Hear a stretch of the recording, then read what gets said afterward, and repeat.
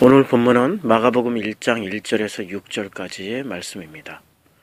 마가복음 1장 1절에서는 하나님의 아들 예수 그리스도 복음의 시작이라, 이렇게 복음의 시작을 알리고 있습니다. 복음은 무엇입니까? 복음을 알기 위해서 마가복음 1장 2절부터 6절까지는 반대로 설명을 해주고 있습니다. 복음은 바로 종교, 율법, 인간의 행위들을 딛고 넘어서는 것이 바로 복음이라고 설명하고 있습니다. 마가복음 1장 2절과 6절에서는 세례 요한에 대해서 나옵니다. 세례 요한을 소개할 때 선지자 이사야의 글에라고 이렇게 설명하고 있습니다. 즉 세례 요한을 설명할 때 선지자 이사야의 글을 인용했습니다. 구약 성경 전체가 예수를 예언했고 그 예수님을 예비하는 자로서 세례 요한이 올 것이다. 그는 광야에서 외치는 자의 소리가 될 것이다. 라고 말씀하고 있습니다. 세례 요한은 누구입니까? 예수님이 말씀하셨습니다. 여자가 낳은 사람 중에는 가장 큰 사람이라고 말을 하고 있습니다. 세례 요한은 정말 여자가 낳은 자 중에 가장 위대한 사람, 큰 사람, 뛰어난 사람이라고 말할 수가 있습니다. 심지어 예수님 당시의 사람들이 예수님이 사람들에게 물어봤습니다. 너희는 나를 누구라고 생각하느냐? 라고 물었을 때 사람들은 서슴지 않고 세례 요한이다 라고 이야기를 했습니다. 하나님이신 그 예수 그리스도, 메시아이신 그 예수 그리스도를 세례 요한의 수준으로 생각을 했습니다. 그만큼 사람들은 세례 요한을 굉장한 존재, 위대한 존재, 뛰어난 존재라고 생각을 했던 것입니다. 그런데 성경은 분명히 말씀하고 있습니다. 그렇게 사람들이 생각했던 위대하고 뛰어나고 엄청난 존재였던 이 세례 요한.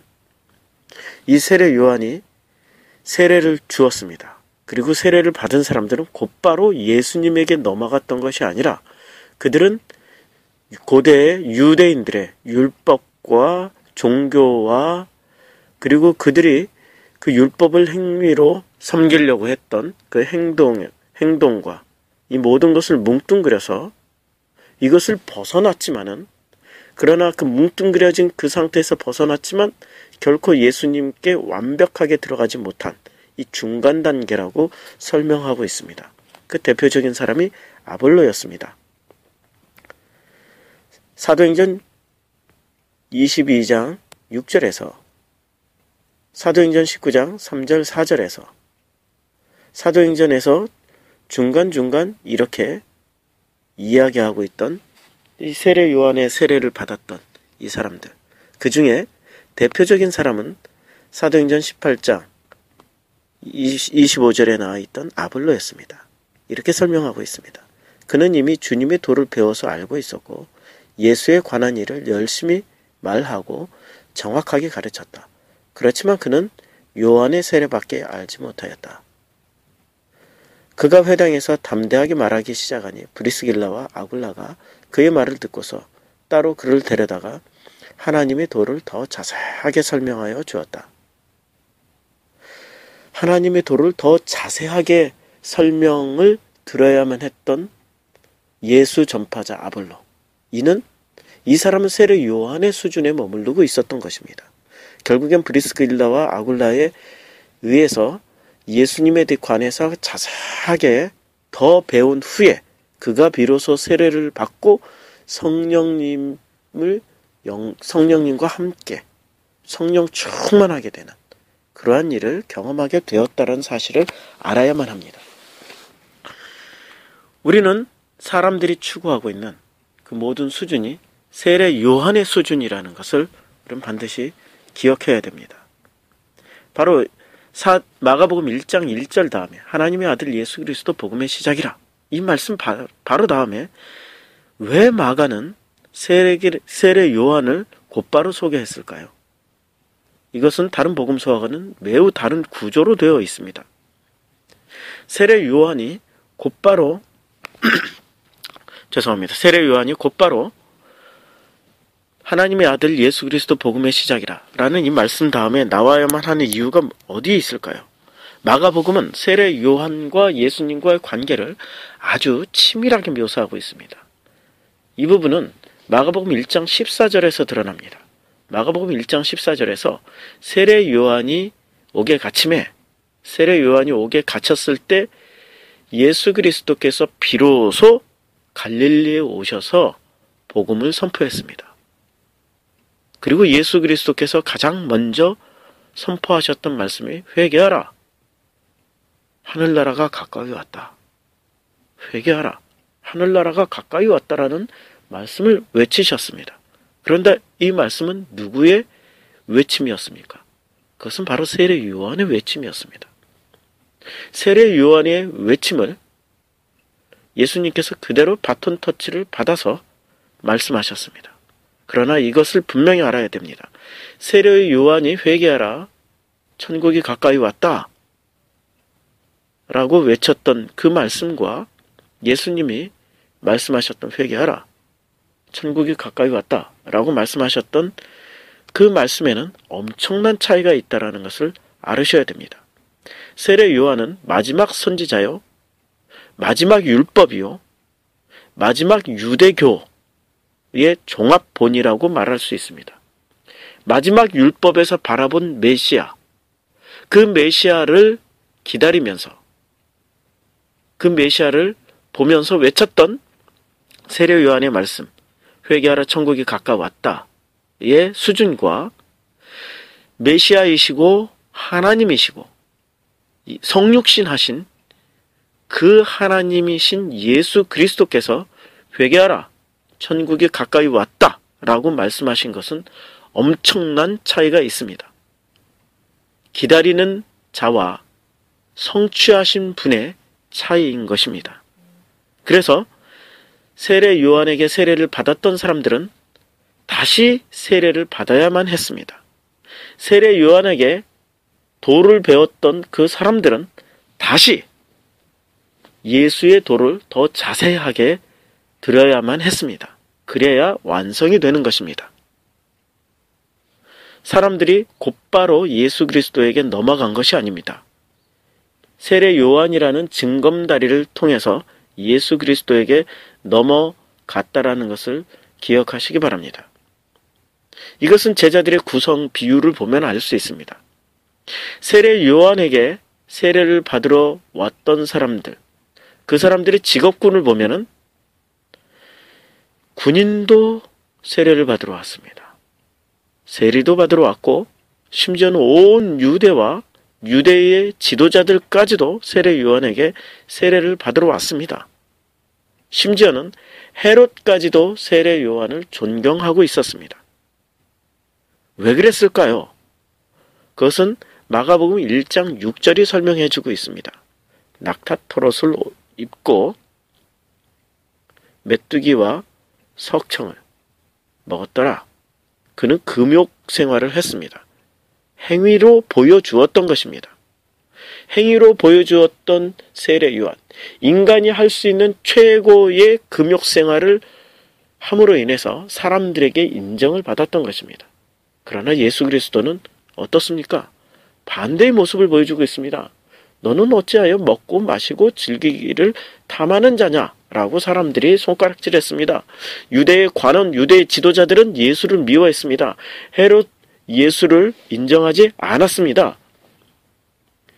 예수님을 찾아온 그룹 중에는 세리와 청년은 있을지 몰라도 예수님을 찾아온 그룹들 중에는 공개적으로 찾아와서 세례를 받았던 그룹들 중에는 결코 유대의 지도자나 유대의 파워 엘리트층은 거의 없었습니다. 세례 요한과 대조되는 행위입니다. 세례 요한은 인간이 보여줄 수 있는 그 금욕 생활을 했습니다. 이 모습을 열왕기에서는 엘리야의 모습이라고 이야기하고 있습니다. 엘리야가 낙타토롯을 입고 있었기 때문에 그렇습니다. 유대인들이 가장 존경했던 선지자 엘리야, 그도 역시 낙타토롯을 입고 살았습니다. 세례 요한이 엘리야라고 불리는 데는 다 이와 같은 이유가 있었습니다.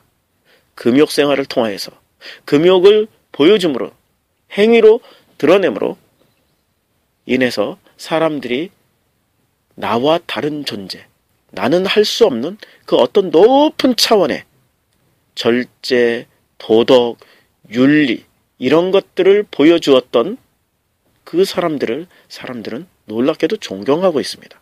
그러나 나와 너무 비슷한 존재, 먹고 마시고 탐하고 율법을 어기고 율법을 지키지 않은 나와 너무 비슷한 존재는 사람들이 싫어합니다. 이게 인간 본성입니다. 선악과 따먹은 인간들의 본성입니다. 하나님처럼 되려고 하는 인간 본성입니다. 하나님처럼 되어버린, 이미 선악과를 따먹고 하나님처럼 되어버린 그 사람들은 하나님처럼 되어진 사람들을 존경하고 그 사람들을 따르려고 노력합니다. 우리는 예수를 따르려고 노력하는 대신에 루터를 따르려고 노력하고 있고, 예수를 따르려는 노력 대신에 웨슬리를 따르려는 노력을 하고 있고, 우리는 예수를 따르려는 노력 대신에 칼빈을 따르려고 노력하고 있습니다. 우리는 예수를 따르려는 노력 대신에 교황의 한마디에 좌지우지되는 그러한 신앙인들을 보게 됩니다. 왜 그럴까요? 간단합니다. 눈에 보였던 그 예수님은 나하고 너무 비슷한 삶을 살으셨습니다.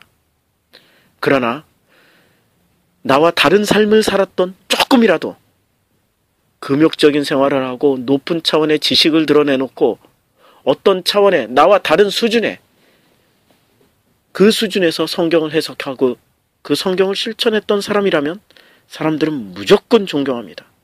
이미 하나님처럼 되어버렸지만, 그러나 하나님처럼 되어버린 2% 부족한, 하나님이 되어버린 것이 아니라 하나님처럼 되어버린 2% 부족한 하나님들이기 때문에 높은 차원의 그 어떤 것을 추구하지만 결코 선악과를 품고 있는 존재는 그 높은 차원으로 나갈 수가 없다는 것을 알게 되게 돼 있습니다.